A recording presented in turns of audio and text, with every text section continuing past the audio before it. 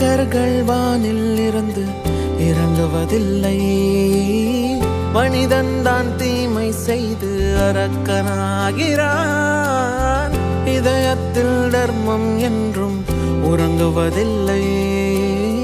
இதை உணர்பவன் தானே மீண்டும் மனிதன் ஆகிறான்.